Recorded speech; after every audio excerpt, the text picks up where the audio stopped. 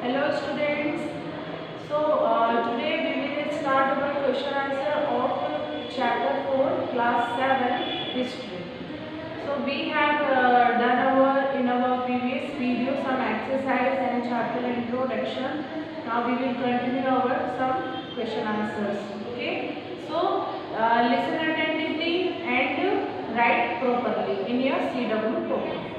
So your first question is, what were the central provisions under the control of the Mughal?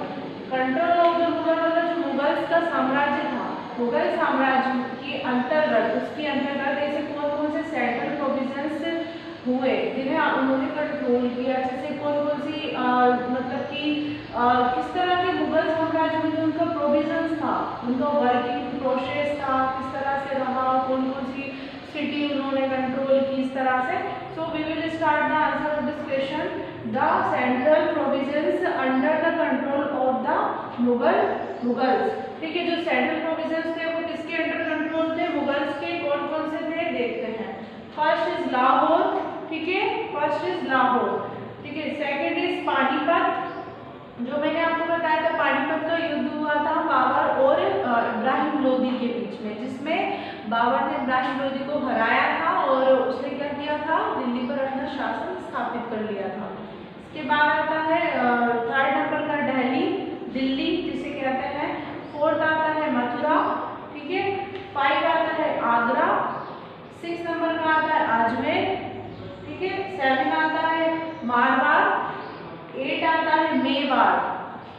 9 है दक्कन और 10 है चित्तौड़.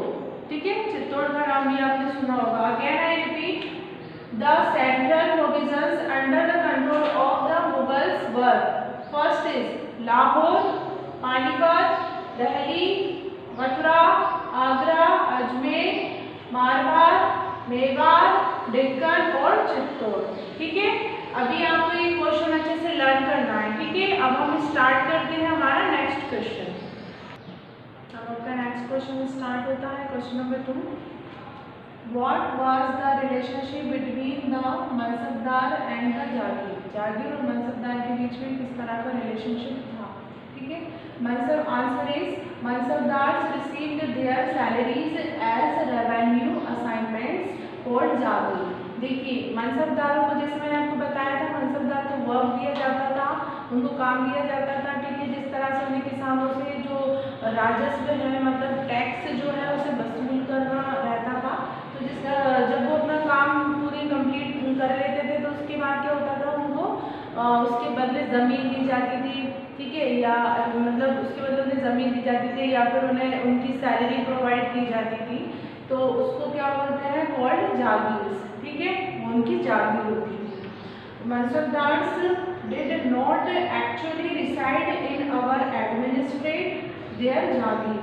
और जो मनसबदार थे वो एक्चुअली मतलब एडमिनिस्ट्रेट नहीं कर सकते थे, उसको प्रशासन के तौर पर नहीं ला सकते थे उनकी जो जागीर होती थी उसको. And they served in some other part of the country.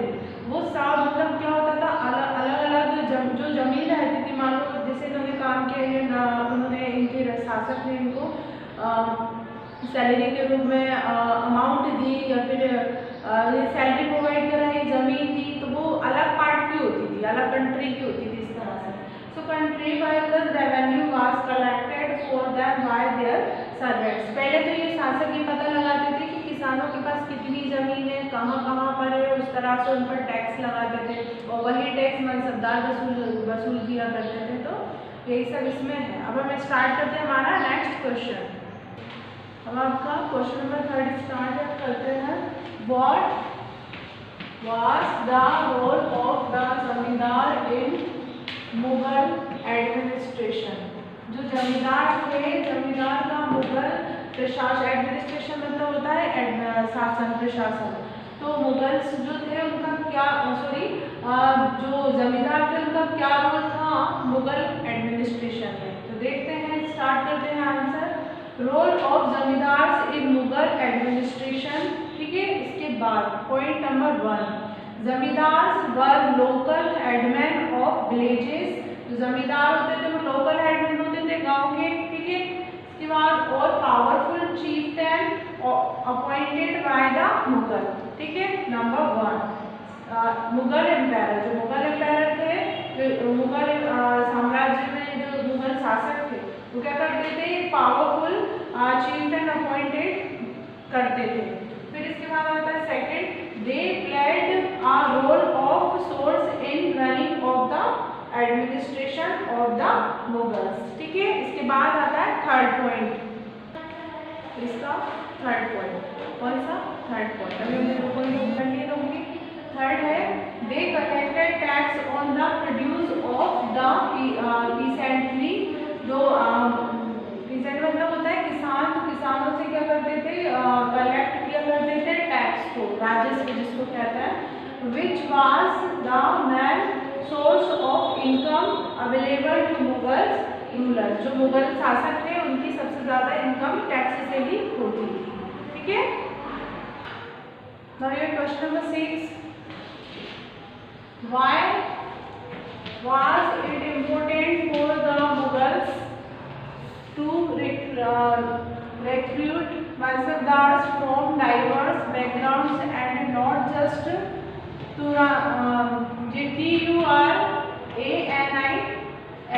Turanis and Iranis। तुरानीस यानी तुर्की लोग जो होते हैं उनको तुरानीस बोलते हैं, और ईरान के लोग जो होते हैं उन्हें ईरानीस बोलते हैं।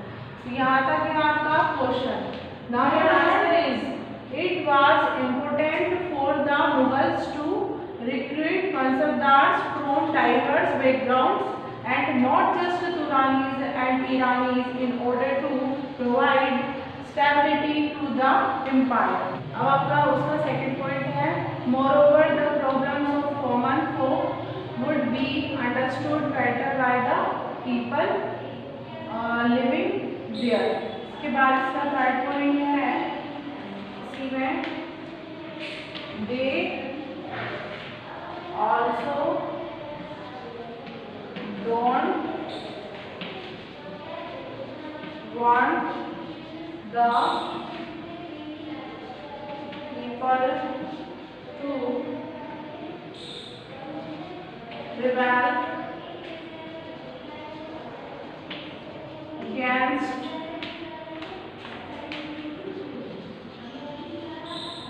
against them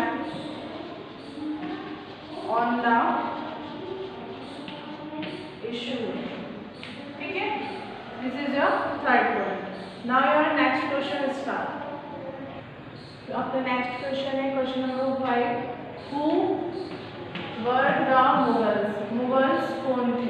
ठीक है, तो आंसर है the Mughals were descendants of 2 great lineages of ruler.